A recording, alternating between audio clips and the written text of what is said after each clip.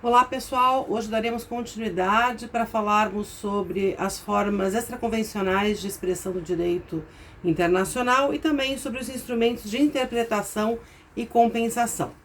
Nós já falamos sobre costume internacional, princípios gerais de direito e atos unilaterais no vídeo anterior. Hoje vamos falar um pouquinho sobre as resoluções tomadas em sede de organizações internacionais. Organizações internacionais, elas são sempre intergovernamentais, surgiram com força após a Segunda Guerra Mundial e tomaram uma maior expressão no cenário internacional após os anos 60. Elas resultam de atos de vontade de estados, tá? E são consubstanciadas, elas surgem, né, por meio de tratados internacionais. Assim sendo, elas são reguladas pelo direito internacional público. Organizações internacionais são consideradas pessoas de direito internacional público e elas têm capacidade jurídica para assinar tratados internacionais. E as ONGs, né, as organizações não governamentais, será que elas também têm personalidade de direito internacional público? A resposta é que não. Elas não têm porque elas resultam de atos institucionais realizados entre particulares, pode ter ou não a interferência de algum ente administrativo, são regidas pelas leis internas dos estados onde elas foram criadas. Muitas vezes elas são mencionadas em tratados internacionais, as suas pesquisas são mencionadas, né? Elas são inclusive colocadas muitas vezes como órgãos que vão até supervisionar o cumprimento de algum tratado internacional, em especial os ambientais, mas isso não vai conferir a elas a condição de sujeito de direito internacional público, tá? A controvérsia que nós temos aqui com relação às resoluções tomadas pelas organizações internacionais é a mesma que tivemos a respeito dos atos unilaterais, ou seja, não estão presentes no rol do artigo 38 do Estatuto da Corte de Haia, né? Embora elas não configurem no Estatuto, né, por serem, né, uma criação recente, né, como a gente já conversou pós Segunda Guerra Mundial, a doutrina, né, tem entendido, sim, essas resoluções como fonte de direito internacional público. Com relação à nomenclatura dessas decisões e à eficácia, né? As decisões de organizações internacionais geralmente são intituladas como resoluções, recomendações, declarações e diretrizes. Essas decisões tomadas em sede de organizações internacionais só obrigam os Estados-membros quando elas forem tomadas por unanimidade.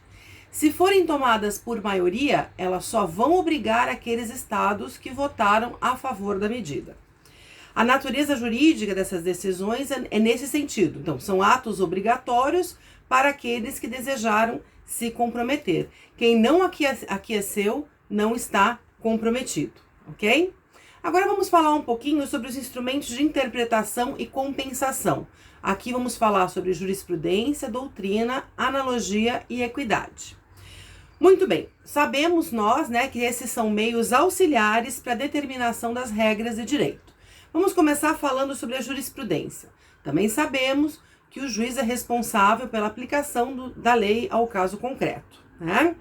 As imperfeições do direito, elas respondem pela utilidade desses meios suplementares, né? Pensem comigo, o direito internacional tem, codificações através dos tratados, mas ainda temos a maioria, né, das normas internacionais em sede de normas costumeiras, ou seja, a jurisprudência se faz extremamente importante no direito internacional público.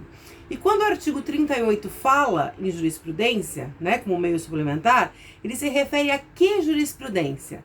As jurisprudências que compõem a jurisprudência internacional. Ficou meio repetitivo, mas é isso, né? Da onde eu tiro essas decisões em sede internacional?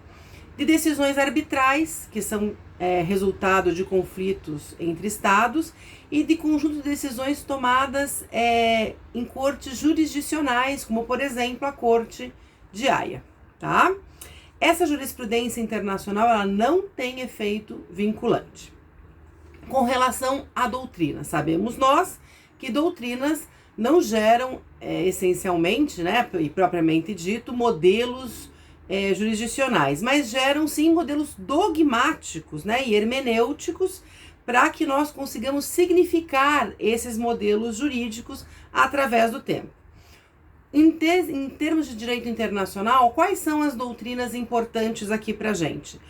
Os trabalhos realizados em institutos especializados em direito internacional público, trabalhos preparatórios de tratados internacionais, que muitas vezes são produzidos por juristas de renome, produção doutrinária no âmbito das organizações internacionais. Para vocês terem uma ideia, na ONU nós temos uma convenção, na ONU nós temos uma organização ali dentro de direito internacional público, certo? Agora me fugiu exatamente o nome, mas é como se fosse um departamento de direito internacional público, né? E também temos aí vários juristas que se dedicam a escrever e pesquisar sobre o direito internacional público.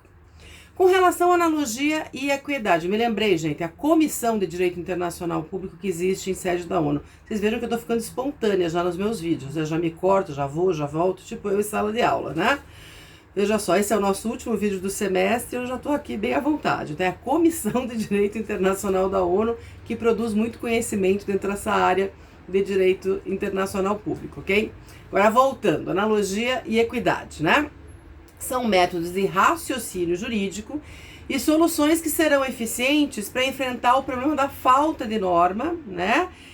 Para determinado caso concreto. Então a analogia, ela consiste em quê? Em aplicar a uma determinada situação de fato, uma norma jurídica que foi elaborada para ser aplicada em outro caso semelhante.